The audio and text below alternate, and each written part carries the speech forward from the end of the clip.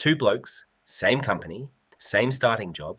One of them earns $80,000 a year, the other earns $200,000. He moved into project management 3 years ago. Corner office, the lot. At 65, the $80,000 bloke retires with $1.3 million and never works again. The $200,000 bloke retires with less than $400,000 and has to keep working part-time at 67 just to cover the bills. Same company, same starting point. The bloke earning 2.5 times more ends up with 1/3 of the retirement money. And the reason why, it's not what you think. It's not bad investments. It's not bad luck. It's one decision that the higher earner makes almost every time that quietly destroys everything the extra income was supposed to build. I'll show you exactly what that decision is. And by the end of this video, you'll understand why your income is probably the least important number in your financial future. I'm Kim. This is Money Mind. Before we get into the numbers, I need you to forget something. Forget the idea that earning more automatically means building more, because the data doesn't support it. And the reason why is going to make you rethink every pay rise you've ever been excited about. Here's the number that should bother everyone in a high-paying job. In Australia, right now, the average person earning over $180,000 a year saves a smaller percentage of their income than the average person earning $70,000. Not a smaller dollar amount, a smaller percentage. The people earning more than twice as much are actually keeping less of every dollar they earn than the people earning half their wage. That's not a coincidence. That's a pattern, and it has a name. It's called lifestyle inflation, and it's the single biggest reason the $200,000 earner ends up with less than the $80,000 earner at retirement. Here's how it works. The $80,000 bloke gets paid. It covers a modest mortgage, a reliable car, groceries, a few nights out each fortnight. He's comfortable, not flashy, comfortable. And because he's not trying to look like he earns $200,000, he has roughly $1,200 left over every fortnight. That money goes into his super, on top of the compulsory amount, and into an index fund that he barely thinks about. The $200,000 bloke gets paid, and immediately the lifestyle follows. A bigger house, because he can afford it. A better car, because he's earned it. Private school for the kids, because why not? Overseas holidays twice a year. Business class on the long-haul flights, because it's a reasonable reward for working that hard. None of those decisions feel wrong. Each one, on its own, is completely reasonable for someone earning $200,000, but add them all together.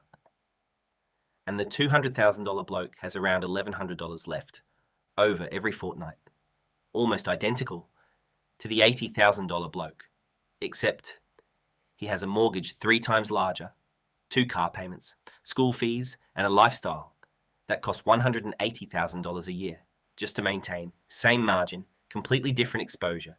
Here's where it gets worse. And this is the part most people never see coming. The $80,000 bloke can absorb a shock.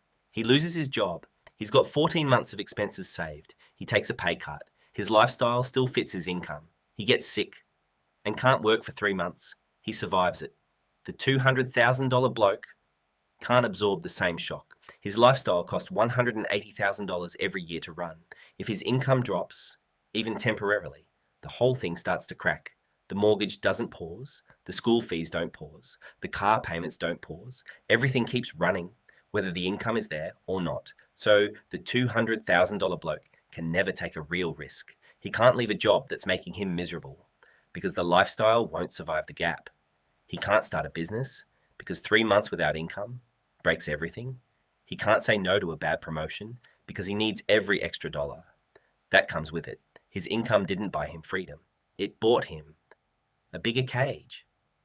Now let's look at what the numbers do over time, because this is where it gets confronting. The $80,000 bloke invests $1,200 every fortnight. That's $31,200 every year. From age 35 to 65, at an average annual return of 8%, that grow Mohammed's $3.8 million.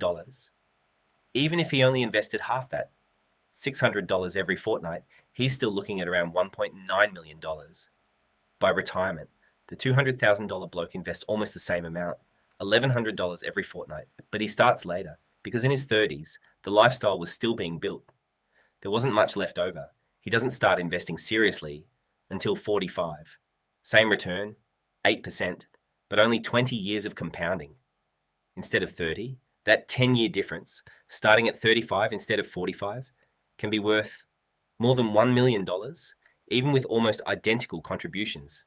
He didn't lose because he earned less. He lost because the lifestyle consumed his 30s, and you can't buy those compounding years back at any price. So what did the $80,000 bloke actually do differently? It comes down to 3 decisions. Decision number 1, he decided what enough looked like before his income grew. When he got a pay rise, he invested the difference instead of upgrading his lifestyle.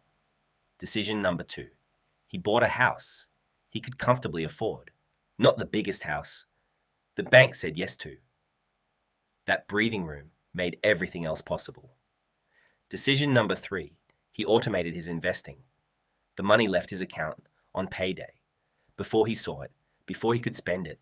It wasn't a monthly decision. It became a system. 3 decisions, made once, running quietly for 30 years. That's the whole difference. Earlier, I said the